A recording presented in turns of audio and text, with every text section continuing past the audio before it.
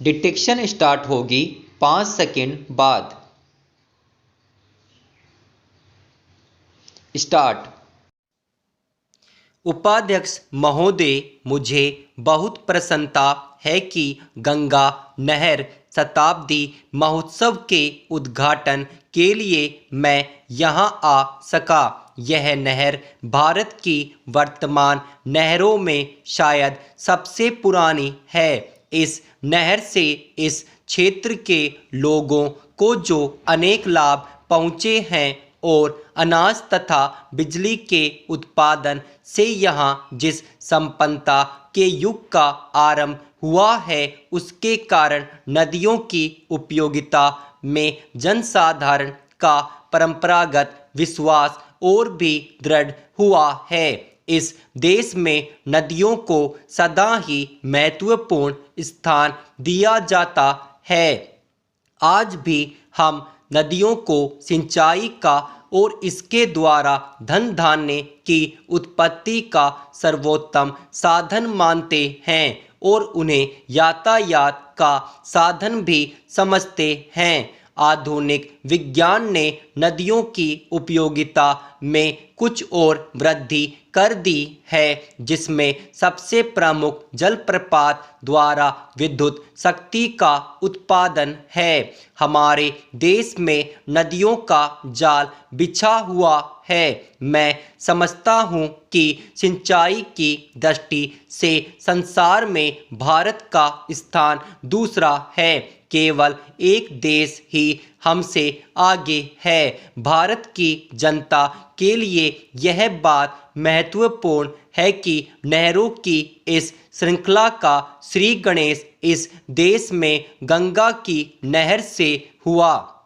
पुनीत पावन गंगा, जो एक प्रकार से हमारे प्राचीन साहित्य और पौराणिक विचारधारा का आधार रही है और जो आज भी भारतीय साहित्य तथा भारतीयों के सामाजिक और धार्मिक रीति रिवाजों पर छाई हुई है, हमारे इतिहास में एक विशेष स्थान रखती है। अब से हजारों वर्ष पूर्व भी यहाँ के लोग गंगा को पावनता का स्रोत और वरदान दात्री मानते थे।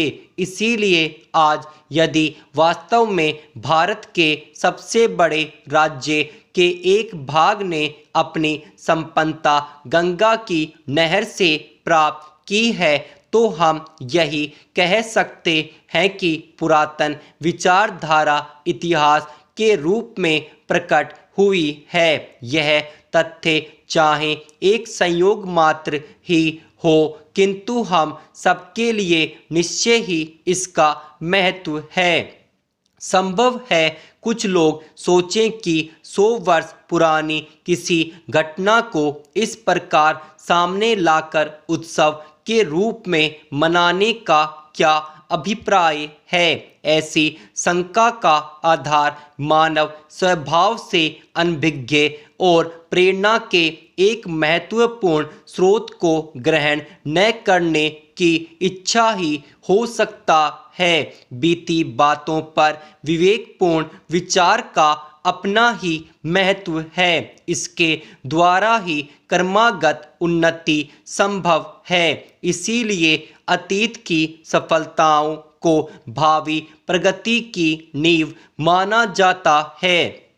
आप मुझसे सहमत होंगे कि गंगा नहर मानव कल्याण और वैज्ञानिक विकास दोनों की दृष्टियों से एक महान सफलता है।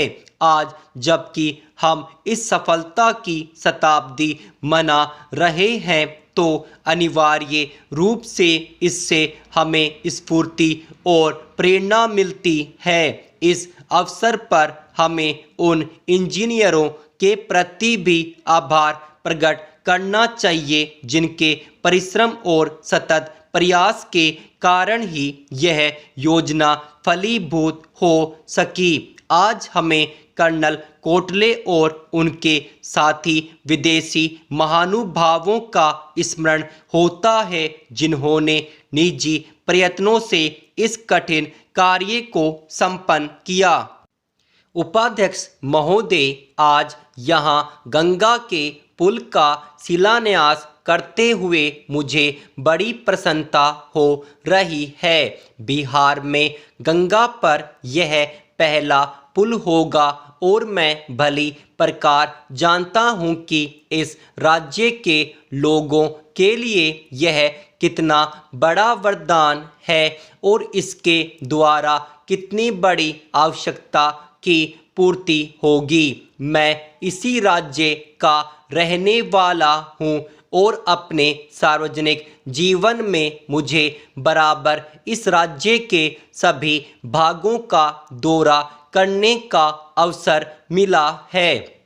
इसीलिए मैं निजी अनुभव से कह सकता हूँ कि इस पुल के निर्माण से बिहार के लोगों को विशेष रूप से और देशों के लोगों को साधारण रूप से अनेक सुविधाएं प्राप्त होगी। बिहार के मध्य से होकर गंगा प्राचीन काल से बहती आ रही है और आरंभ से ही इसके कारण यह राज्य दो भागों में विभक्त रहा है, जो मिथिला और मगध के नाम से प्रसिद्ध थे।